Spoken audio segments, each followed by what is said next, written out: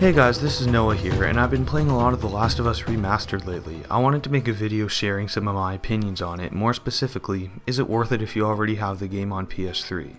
If you own a PS4 and didn't have a PS3 last gen, you owe it to yourself to get this game. It's an amazing experience. I think it's one of the best games that came out last generation, and you owe it to yourself to spend $50 to buy this game. It's a masterpiece. So, let's talk about the improvements that actually come in the remastered version of The Last of Us. One of the biggest advertised changes is the fact that it's now rendered in native 1080p. This is a really big difference for graphical fidelity, and everything looks a lot clearer, and it doesn't have that muddy last gen look that The Last of Us had at times. It still has similar anti-aliasing, which admittedly wasn't perfect even on the PS3, but the problems are a lot less noticeable now that it's rendered at most TV's native resolution. I think the best improvement that they've made is that the game now runs at a solid 60 FPS. No, this isn't like the PS3 version that said it ran at 30, but in the campaign was kind of 25, sometimes 30. It's a good solid 60 FPS, and like I said, this makes a huge difference to the gameplay. Most importantly, your aim is a lot better, but also everything just feels better. In the PS3 versions, the characters could sometimes feel a bit sluggish and slow, especially when there's frame rate drops happening. Now, the PS4 game still has a kind of heavy feel to it, but it's a good heavy. And I know that sounds kind of stupid, but let me explain. There's no real aim delay, but the way your characters move and the way the aim is kind of slow makes it feel like you're in control of an actual human, and it's a really nice feeling, and it really goes with the theme of the game, even in multiplayer. There's also an option in the menu to lock it to 30 FPS. It really highlights how much better 60 FPS really is, and I hope in the future Naughty Dog keeps 60 FPS for the Uncharted 4 game. The next big thing is that the character models are fairly improved. Naughty Dog said that they used the cutscene assets for most of the character models, so, for Joel and Ellie, who you're going to be looking at the most, this makes a big difference. Joel's hair no longer looks like little matted textures, and he just has a lot more detail. Some of the other enemies and stuff look a bit better, but other than the main characters, this isn't a huge difference. In multiplayer, however, the character models are pretty much non-existent in terms of improvement, because there was no need for them to make cutscene models in the first place, hence there's not much of a difference. Environmental geometry is also not improved over the old game, but like the PS3's character models, they definitely look good enough. The textures have also been improved. Naughty Dog said that on both the character models and on most of the environmental surfaces, they have 4 times the resolution as the PS3 version, and this really shows. Like I said, it doesn't always look quite next gen, especially when you see a couple of rough edges, but it's a huge improvement and it's awesome. Finally, a big thing is that all the DLC from the PS3 version comes standard with this game, and I'll get more into why this is so beneficial later on. So first, let's talk about how this benefits the campaign. Personally, I only played through the campaign on the PS3 once. It's not that I dislike the game. In fact, like I said, I think it's one of the best games out. But I got super busy, and then I just kind of moved on, and I never really got a chance to play it again. If you played through the campaign multiple times, I don't know if it's necessarily worth buying the remastered version just for the campaign, because it's pretty much the same game, it just has a bit of extra spit and polish. It also comes with developer commentary. I can't really judge this because I haven't had a chance to play through the game with it on yet, but honestly I don't think this should be a deciding factor no matter how good it is, because you can easily just look it up on YouTube, look at a playthrough of someone with the commentary on, and it's not like the main game where you need to play to experience it, because it's just commentary.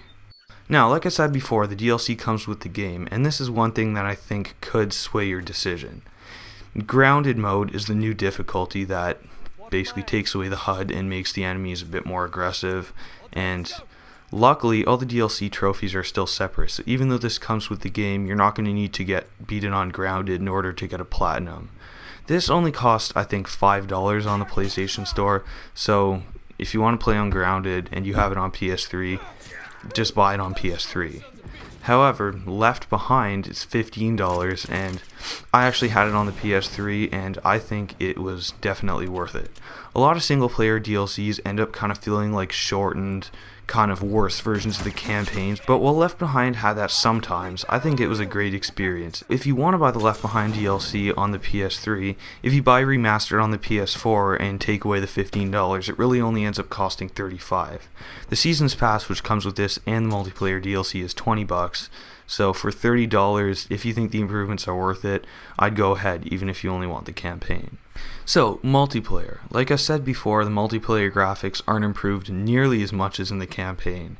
However, the 1080p is still pretty helpful for picking out targets. It's not a huge thing, but the 60 FPS, like I said before, makes the biggest difference. A big thing that a lot of people said would make it a lot better on the PS4 was that all PS4s come with a microphone. The Last of Us is a game that's definitely best played with friends and with a microphone.